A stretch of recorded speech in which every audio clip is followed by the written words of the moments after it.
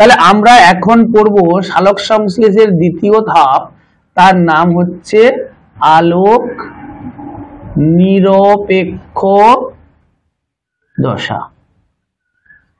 ভালো করে মন দিয়ে শোনো, এই দশাটা কোথায় হবে আমি বলে দিচ্ছি অলরেডি আগে।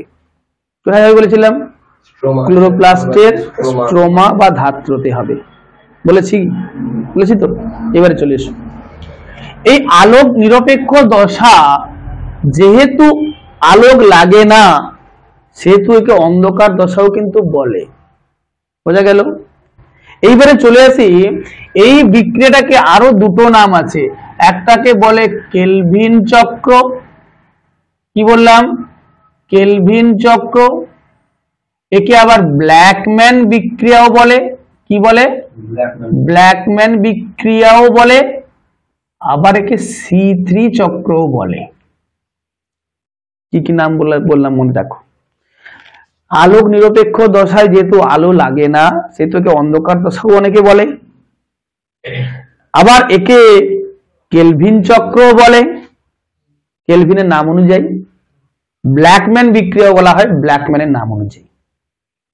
আর C3 চক্র বলা হয় কারণ ফার্স্ট প্রোডাক্ট, প্রথম উৎপন্ন যৌগ 3 কার্বন যুক্ত বলে।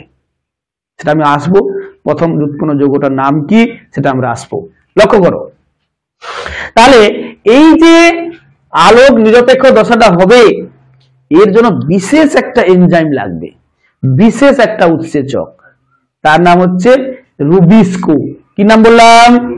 ভালো করে মন দিয়ে শোনো, RUBISCO। এই রুবিস্কো উৎসেচকটা, যেহেতু পৃথিবীতে উদ্ভিদের সংখ্যা বেশি, সারা পৃথিবীতে এই রুবিস্কো উৎসেচক সবচেয়ে বেশি পরিমাণে পাওয়া যায়। আর এই উৎসেচক তৈরিকারী প্রোটিনটাই হচ্ছে পৃথিবীতে প্রাপ্ত সবচেয়ে বেশি পরিমাণ প্রোটিন। এটাই বোঝা গেল কি বললাম? রুবিস্কোর পুরো নামটা জানবো এবারে। রুবিস্কোর পুরো নাম হচ্ছে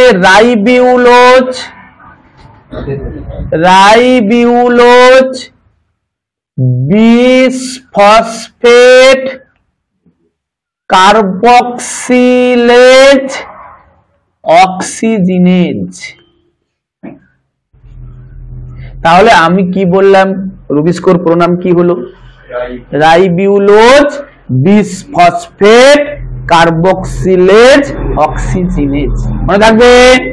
তাহলে রুবিস্কোর পুরো নাম কি হলো? Ribulose bisphosphate carboxylase oxygenase. এই উৎসেচকটা কিন্তু সবচেয়ে গুরুত্বপূর্ণ উৎসেচক কোন ক্ষেত্রে? আলোক নিরপেক্ষ দশার ক্ষেত্রে। মনে থাকবে কি বললাম? এইবারে ঘটনায় চলে আসি, কি হচ্ছে অ্যাকচুয়ালি।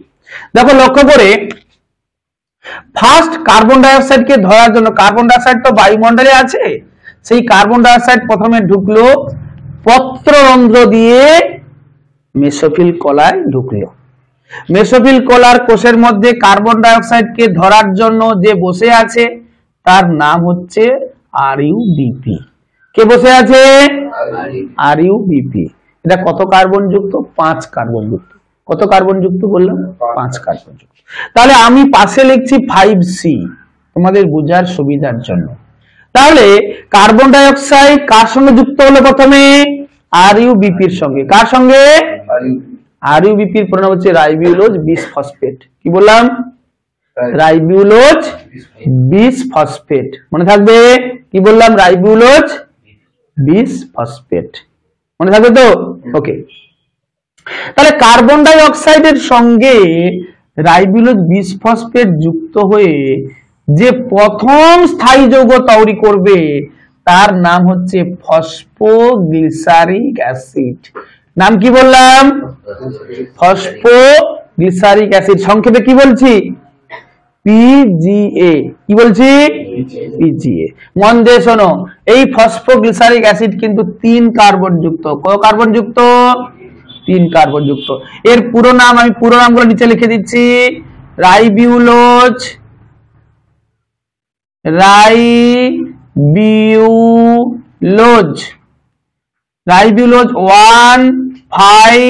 1,5-bis phosphate. রাইবিউলোজ 1,5 বিস ফসফেট, এর নাম হচ্ছে 3-ফসফোগ্লিসারিক অ্যাসিড। রে বোঝাতে পারলাম? তাহলে কার্বন ডাই অক্সাইড প্রথমে কার সঙ্গে যুক্ত হবে, দিয়ে কি তৈরি করবে, পিজি এর কার্বন সংখ্যা কত, কত? তাহলে C3 চক্র কেন বুঝতে পারছো? প্রথম উৎপন্ন যৌগ ক কার্বন যুক্ত, 3 কার্বন যুক্ত, সেজন্য এই চক্রের অপর নাম কি, C3 চক্র, অপর নাম কি? ক্লিয়ার হয়েছে? এইবারে চলে এসো। আচ্ছা বলো, এই যে বিক্রিয়াটা হবে, এই বিক্রিয়ার জন্য দরকার এই উৎসেচকটাকে, কোন উৎসেচকটাকে, রুবিস্কো উৎসেচকটাকে। কোন উৎসেচকে? এর সঙ্গে আর একটা জিনিস লাগবে, এটিপি। কি লাগবে বলো? এটিপি কোথায় ছিল? এটিপি কোথায় ছিল? আলোক দশায় তৈরি হয়েছিল। কোথায় তৈরি হয়েছিল? ক্লিয়ার হয়েছে? এবারে চলে এসো। এই ফসফোগ্লিসারিক অ্যাসিড থেকে কি তৈরি হবে না, তৈরি হবে ফসফোগ্লিসারেলডিহাইড, PgALD তৈরি হবে। কি তৈরি হবে? এর পুরো নাম হচ্ছে ফসফোগ্লিসারেলডিহাইড। আচ্ছা এইখানে কে লাগবে? NADPH। কাকে লাগবে? কাকে লাগবে? কোথায় তৈরি হয়েছিল এটা?